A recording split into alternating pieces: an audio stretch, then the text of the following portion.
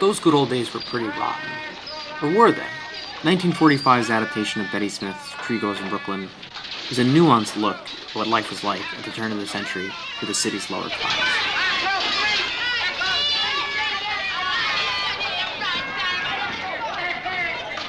They done good today.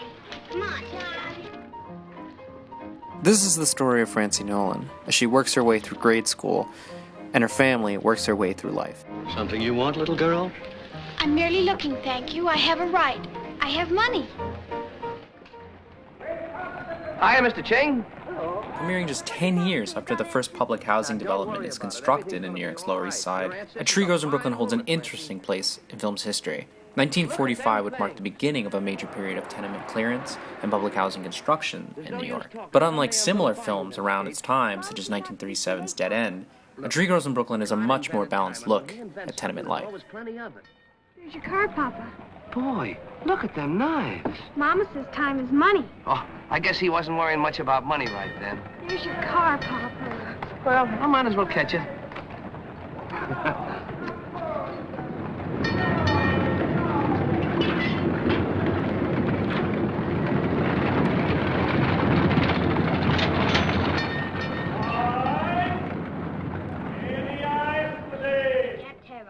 And they all lived after he began. Another milestone that this film holds is that it's the first ever feature film directed by Elia Kazan, who would later go on to do such great works as Streetcar Named Desire, On the Waterfront, and even Gentleman's Agreement. Kazan, who went to school with Smith at Yale, was the perfect choice to adapt her novel.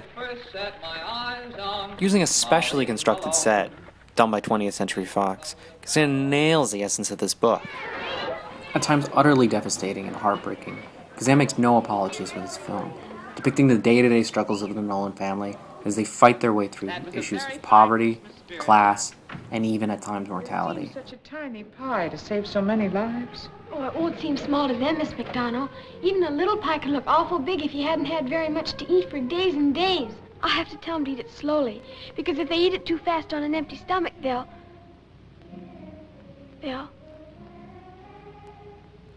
It isn't true. It's all a lie. I wanted it for myself.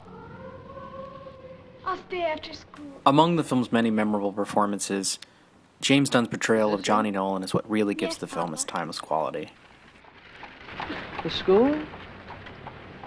A father, a dreamer, a drunk, and a fool, Dunn plays Johnny Nolan with the multidimensional quality that would ultimately go on to win him an Oscar for Best Supporting Actor. Bend down, Papa. I wish I could go to that school, Papa. Oh. Well, I don't know, baby. It'd be awful nice, but they got rules. You gotta go to the school where you live. Oh, I know. I didn't really. Well, now, wait a minute. Maybe there's a way. It's a free country, ain't it? School days, school days. Hey, maybe we could move near here. When? Well, now, sometime soon. As soon as our ship comes in, Prima Donna, you'll see. Oh, only by that time I'll... Oh, you want to go there awful bad, don't you, baby? Then we're gonna find a way. Honest? Teaming up with Dunn is Dorothy McGuire, who plays Katie in the film. While Johnny shoots for the moon, Katie is the one who tries to bring the Nolan family back to reality. Maybe it ain't the right time, and maybe it is. The reason I moved us up here. We're gonna have a baby, Johnny. That's why I've been scrimping so much and trying so hard to save. Oh, that's... Well, I'm awful glad, Katie. If you are. There's a lot we got to think about, Johnny. Oh, I know, but we'll make out. Maybe things will be different. And we'll have one to grow up with all over again. I got things all figured out. I ought to be able to work until, well, anyway, April. And then Francie will have to leave school and take out her working papers. Through her hard exterior, we see a woman who has had enough of treatment, who just wants to survive. But also, at times, she wants to believe again. And for Bonnie Annie Laurie, I would lay me do.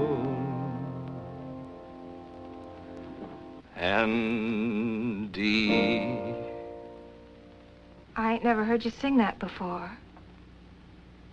It's pretty. It's... Maxwellton braes are bonny, where early falls the dew.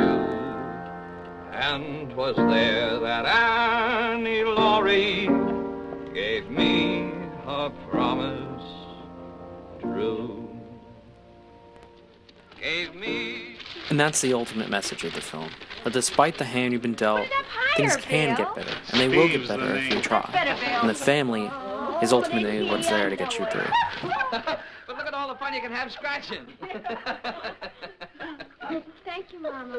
You know you hate him. Just fine, Mama.